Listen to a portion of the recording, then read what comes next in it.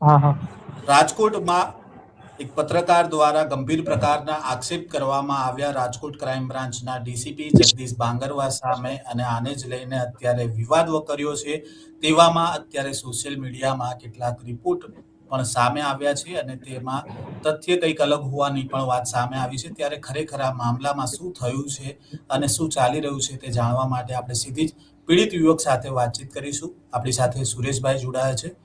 સુરેશભાઈ, અત્યારે સોશિયલ મીડિયામાં રિપોર્ટને લઈને ચર્ચા ચાલી છે કે જે આક્ષેપ કરવામાં આવ્યા છે એ પ્રકારનો કોઈ રિપોર્ટ નથી આવ્યો, તો શું ખરેખર તમારો કોઈ રિપોર્ટ કરવામાં આવ્યો છે કે કેમ? રિપોર્ટ કરવામાં ના પાડેલી છે. 24 કલાક ઉપર થઈ ગયેલો હોય ને તો રિપોર્ટ એનો ગુદા માર્ગનો રિપોર્ટ નથી થતો. એ બરાબર છે. રિપોર્ટમાં આવતું નથી. અમે અહીંયા હમ લોકઅપમાં રોકાણા એટલે અમે અહીંયા ધોઈ નાખ્યું હતું હમ અને 24 કલાક ઉપર થઈ ગયેલો હતો. એટલે રાજકોટની સિવિલ હોસ્પિટલમાં એવું કહેવામાં આવેલું કે રિપોર્ટ નો આવે, થાય ને રિપોર્ટ નો થાય કે એનો 24 કલાક ઉપર થઈ જાય એટલે રિપોર્ટમાં નો આવે. બરાબર છે. તો સુરેશભાઈ, તમને આવી કોઈ જાણકારી મળી છે કે તમે જે એલિગેશન કર્યા એ મામલાને લઈને સોશિયલ મીડિયા પર અત્યારે એક રિપોર્ટનો ફોટો પણ વાયરલ થયો છે? તમારા સુધી એ રિપોર્ટનો ફોટો પહોંચ્યો છે કે જેની અંદર આ વાતની તથ્યતા કંઈક અલગ બતાવે છે? ના, એવું કાંઈ ખ્યાલ જ નથી. મને કોઈ જાણ કરવામાં આવેલ નથી. હમ તો તમારો ખરેખર કોઈ રિપોર્ટ થયો ખરી કે કેમ? હેલો. તમારો રિપોર્ટ કરવામાં આવ્યો કે ના, નહીં એ રિપોર્ટ હોસ્પિટલ? મારો કરવામાં નથી આવેલ. બરાબર છે. ના, હોસ્પિટલમાં કરવામાં જ આવેલ નથી મારો રિપોર્ટ. એટલે આ જે રિપોર્ટ અત્યારે સામે આવ્યો છે અને એ તો એ રિપોર્ટ 24 ખોટો છે? કલાક,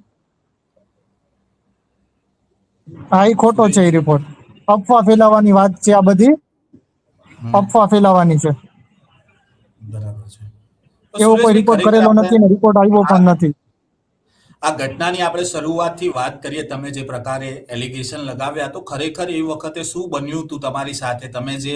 તમારી સામે જે અરજી થઈ હતી ત્યારબાદ તમને ક્રાઇમ બ્રાન્ચ કોણે બોલાવ્યા હતા? કઈ તારીખે તમે ગયા હતા? થોડી વિગત તમે આપી શકો તો.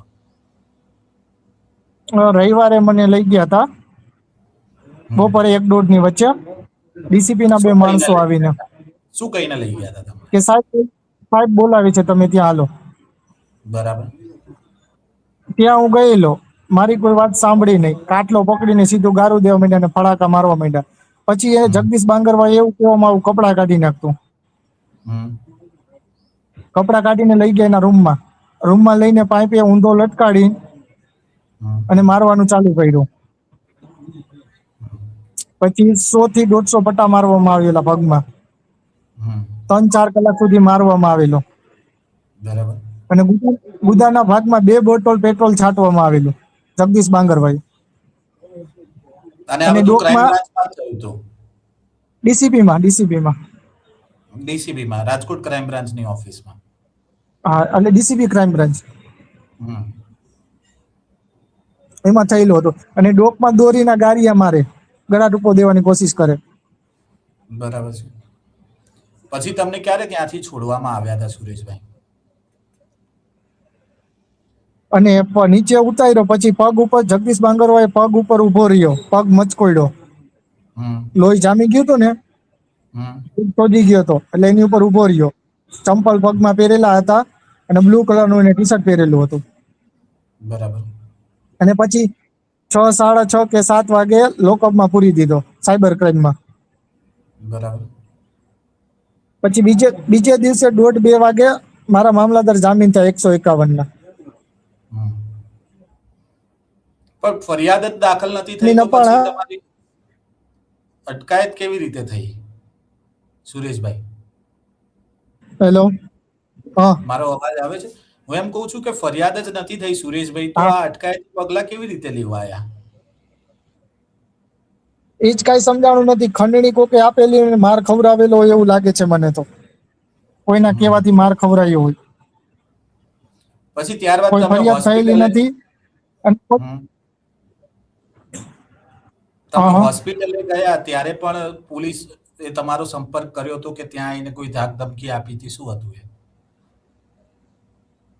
પોલીસે મને અહીંયા આવીને ધમકી મારી કે તું અમારી ઉપર એમએલથી દાખલ ન કરતો, નકર અમે તારી ઉપર ખોટા કેસમાં તને ફિટ કરી દેશું, ગુસ્સી કોર્ટ મારશું હમ અને ડોક્ટરને ક્યાં દાખલ ન કરો તમે અહીંયા, આને રજા આપી દો. અને સારવાર ન કરો. તમે કીધું મેં શું ગુનો કર્યો તો મને સારવાર તો લેવા દો, મારા પગમાં ફ્રેક્ચર છે, કાનનો પડદો તૂટી ગયેલો છે, ઈજા એવું થઈ છે, મને કીધું મને સારવાર તો લેવા દો કીધું. તો કે ના સારવાર બારવાર નથી લઈ. ડોક્ટરોને ટોચર કરવા માંડ્યા, ડોક્ટરોને કે રજા આપી દો આને, અને તારું ઘર મકાન બકાન બધું અમે પાડી નાખશું, હવે તું જોઈ લેજે.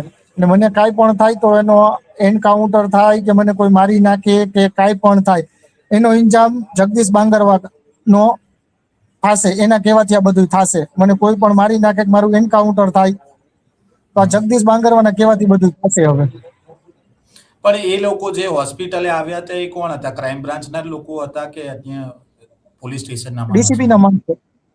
ના માણસો હતા. હા, પણ તમને હોસ્પિટલ લાવ્યા પછી તમારી વાત ઉજાગર થઈ, ધારાસભ્ય તમારે ત્યાં આવ્યા, કોળી સમાજના આગેવાનો પણ આવ્યા, આજે કેબિનેટ મંત્રી ખુદ ત્યાં આવ્યા હતા. તમે શું ફરિયાદ કરી એમને અને શું આશ્વાસન મળ્યું તમને?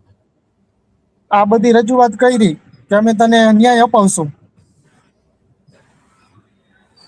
અમારે લડવું પડે તો મારો સમાજ, કોળી ઠાકોર સમાજ લડવા તૈયાર છે, આંદોલન કરવા પણ તૈયાર છે. આંદોલન કરવું પડશે તો આંદોલન કરવાનું છે, બાકી એના પટ્ટા ઉતારવાના છે. તમે આ મામલાને લઈને તમે કોર્ટમાં પણ ગયા છો સુરેશભાઈ, એવી વાત સામે આવી છે, એમાં શું હકીકત છે? કોર્ટમાં અમે પિટિશન પણ દાખલ કરે છે. કોર્ટનો હુકમ થઈ ગયેલો છે, તો પણ હજી કાંઈ નિર્ણય લેવામાં આવેલો નથી. કોર્ટથી ઉપર વટા પોલીસ જાય છે. એટલે શું હુકમ શું થયો છે આમાં સુરેશભાઈ? કોર્ટે હુકમ કરેલો છે કે છોકરાને ફરિયાદ લઈ લ્યો, કોઈ પણ જાતના સીસીટીવી ફૂટેજ હોય પણ ફૂટેજ કોર્ટે માંગેલા છે, ફૂટેજ રજૂ કરી દીધા છે. તો તમે જે એમએલસી લખાઈ તમારી, આપણે સામાન્ય રીતે હોસ્પિટલમાં જઈએ, એમએલસી લખાયા પછી ફરિયાદ પણ થતી હોય છે, તો તમારી ફરિયાદ લેવા માટે કોઈ પોલીસ કર્મી કોઈ આયા છે ખરી અત્યાર સુધી? પોલીસ આવી હતી, પણ જગદીશ બાંગરવાનું નામ દીધું હતું. 2 દિવસ આવી હતી, જ્યારે એડમિટ થયો ને ત્યારે લેવા આવેલા હતા. જગદીશ બાંગરવાનું નામ દીધું ને તો ફરિયાદ ન લીધી, કે અમારાથી ન લેવાય, કે ડીસીપી ની ફરિયાદ અમે ન લઈ શકીએ. અને પછી અમે કોર્ટમાં પિટિશન દાખલ કરી. અને કોર્ટમાંથી આદેશ પણ થઈ ગયો છે ફરિયાદ લેવા માટેનો. હા, કોર્ટમાંથી આદેશ થઈ ગયો છે ને ફરિયાદ લેવામાં. તો પછી તમે જાણ કરી પોલીસને કે ઓલરેડી કોર્ટનો આદેશ થઈ ગયો છે, હવે તો ફરિયાદ લઈ લો? ના, એ કોઈ કોર્ટે જાણ કરી છે, પણ એ લોકો હજી નથી લેવા આવતા. તો સુરેશભાઈ, તમે કઈ રીતે ન્યાય ઈચ્છી રહ્યા છો? ખરેખર હવે તમારી સાથે તમે જે આક્ષેપ કરી રહ્યા છો જે ઘટનાને લઈને, તો તમે ન્યાય કઈ રીતે જોઈ રહ્યા છો? ન્યાય સમાજ આપશે મને. અને જે આ ન્યાય રિપોર્ટની વાત લેવડાવશે. રિપોર્ટની વાત હતી જે અત્યારે સામે આવી છે, તો ખરેખર તમારો કોઈ રિપોર્ટ થયો નથી, એ મામલાને લઈને તમે શું કહેવા માંગો છો? કારણ કે રિપોર્ટને લઈને અત્યારે સોશિયલ મીડિયા પર બી એ રિપોર્ટ આવ્યો છે, સમાચાર બી થઈ રહ્યા છે. એ રિપોર્ટ ખોટો છે. રિપોર્ટ મારો કોઈ એવું કરવામાં આવેલું નથી. હાથમાંથી મારું બ્લડ લેવામાં આવેલું છે, બરાબર. ગુદાના ભાગમાંથી મારું બ્લડ લેવામાં ક્યાંય આવેલું નથી. અને 24 કલાક ઉપર થઈ જાય એટલે ડોક્ટરે ના પાડી છે કે અહીંયાનો રિપોર્ટ ન આવી શકે. તમે ધોઈ નાખ્યું હોય બધું એટલે રિપોર્ટ ન આવે. પણ ડોક્ટરે અત્યારે એવું કહેવામાં આવેલું છે. સુરેશભાઈ, તમે જે પ્રકારે તમારી વાત કરી અને તમે જે આક્ષેપો કર્યા, પરંતુ તમારો જે કિસ્સો આવ્યો એ પછી સોશિયલ મીડિયા પર અનેક લોકો એવા છે કે આ ડીસીપીની તારીફ કરી રહ્યા છે, એ પ્રકારની પોસ્ટ મૂકી રહ્યા છે. તો આ મામલો શું છે? કેમ કે તમે જે આક્ષેપ કરો છો અને જે લોકો પોસ્ટ લખે છે, બંને વિપરીત છે. એ પોલીસના જે હોય ને ઓલા સગા સંબંધી ને એવી રીતના સંબંધીઓ, એ બધા આવું ફેલાવે છે અફવા ખોટી. બરાબર છે. આ પોલીસના કહેવાથી બધું પૂરું થયું. એનો બચાવ બારી તો કરવી ને. હવે આટલું બધું થઈ ગયું છે તો હવે એની બચત બારી તો ગોતવી ને. અમારો સમાજને વિખેરવાની કોશિશ કરી છે. શું છે કે આ વ્યક્તિ ખોટો છે, તમે ન્યાય ઉપર ન આવો, એની ઉપર આવા ગુના છે, ગંભીર ગુના છે, ઓલું છે, આ છે, તે છે, આવું કહેવામાં આવેલું છે. એક એવી પણ વાત સામે એટલે આવી સુરેશભાઈ, એક એવી પણ વાત સામે આવી કે તમને રજા આપી દીધી છતાં વારંવાર તમે દાખલ થઈ રહ્યા છો. એ શું સત્યતા છે એ વાતમાં? રજા આપેલી જ નથી. હું અહીંયા છું. અને રજા એક તમને વાર આપેલી જ નથી. પગમાં ફ્રેક્ચર થયું છે, એમાં ડોક્ટરે કેટલા દિવસ સુધીની તમને પાટો રાખવાનું કે કીધેલું છે? 15-20 દિવસ પાટો રાખવાનો રહેશે. માઇનોર ફ્રેક્ચર છે કે ડોક્ટરે એવું કહેવામાં આવેલું છે. અને અત્યારે તમે કઈ હોસ્પિટલમાં સારવાર લઈ રહ્યા છો? જ્યાં છો સિવિલમાં? અહીંયા સિવિલમાં જ છો, બહાર જ નથી નીકળો.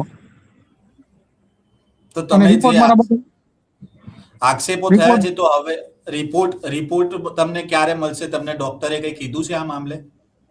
હજી તો ચાલુ જ છે બધા રિપોર્ટ કરવાનું. ઓકે. લાભ આટલાની બધું ચાલુ છે, રિપોર્ટ કરવાનું ચાલુ છે. આજે કોળી સમાજના આગેવાનો પણ આટલો ચાલુ છે, ચાલુ જ છે બધી સારવાર. આજે કોળી સમાજના આગેવાનો પણ પોલીસ કમિશનર કચેરીએ આવેદન આપવા જવાના હતા. તમારી સામે જે પ્રકારની અત્યાચારની વાત આવી છે એ બાબતને લઈને હવે કોળી સમાજના લોકો પણ એકઠા થઈ રહ્યા છે. તમે શું કહેવા માંગશો સમાજને જે તમારા માટે અત્યારે મેદાને આવ્યા છે?